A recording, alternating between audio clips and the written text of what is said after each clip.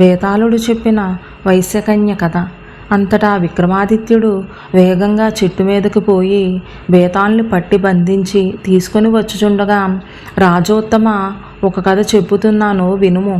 ధర్మపురమను పట్టణమును విశారదుడు అను రాజు పాలించుచుండెను. అతడు ఒకనాడు పురవీధులలో విహరించుచున్న సమయమున ఒక వైశ్యకన్య ఎదురుపడెను. ఆమె ఎంతో అందంగా ఉండెను. అంత అందమైన కన్యను ఆ రాజు ఎన్నడూనూ చూడలేదు. అతడు ఆమె అందచందములకు ముగ్ధుడై మోహించి పెండ్లాడదలుచును. మరునాడు ఆ రాజు పురోహితుని పిలిపించి తాను చూచిన వైశ్యకన్య గురించి తెలిపి ఆమె జాతకమును తెలుసుకొని రమ్మని చెప్పెను. అంతటా పురోహితుడు వర్తకుని ఇంటికి వెళ్ళి రాజాజ్ఞ ఎరిగించి అతని కుమార్తె జాతకము ఇమ్మని కోరెను. పురోహితుని మాటలు విని వైశ్యుడు ఎంతో ఆనందించి పుత్రిక జాతకము ఆయనకిచ్చెను. పురోహితుడు వైశ్యకన్య జాతకమును తీసుకుని రాజు వద్దకు వచ్చి, మహారాజా, మీరు ఆ కన్యను పెండ్లి ఆడినచో రాజ్యభ్రష్టులగుదురు అని చెప్పాను.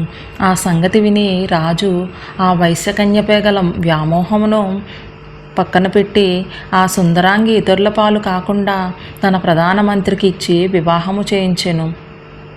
కొంతకాలము గడిచిన తరువాత రాజు ఒకనాడు పట్టణ వీధులలో విహరించుచు మంత్రి గృహోపరిభాగమున నిలిచియున్న ఆ వైశ్యకాంతను చూచి ఆమె అందచందములను చూచి మోహించి విరహతాపం పొందెను.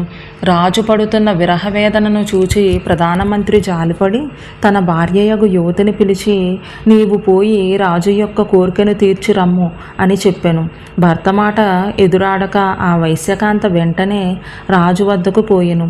రాజు ఆ యువతిని చూచి పరకాంతను అంటుట పాపమని, అట్లు చేయుట తన కులమునకు రాజధర్మమునకు కలంకమని తలచి ఆమెను గౌరవంగా ప్రధాని వద్దకు పంపివేశెను. కానీ రాజు తీరని విరహతాపమునకు గురి అయి మనోవ్యాధితో మంచమెక్కి తుదకు మరణించెను. తన భార్యపై గల మోహము అణుచుకొనలేక రాజు మరణించినందుకు మంత్రి మిగులు చింతించి తుదకు ప్రాణం వదలెను.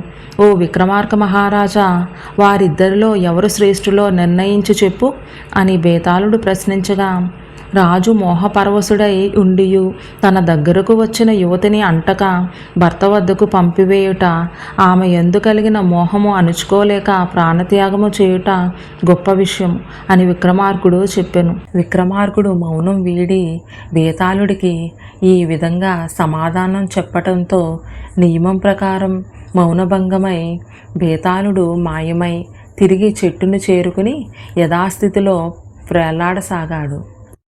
ఇలాంటి మరెన్నో వీడియోస్ కోసం లైక్ చేయండి, సబ్స్క్రైబ్ చేయండి, బెల్ ఐకాన్ ప్రెస్ చేసి ఆల్ నోటిఫికేషన్స్ సెలెక్ట్ చేస్తే నేను పెట్టే వీడియోస్ వెంటనే మీ ఫోన్లోకి వస్తాయి.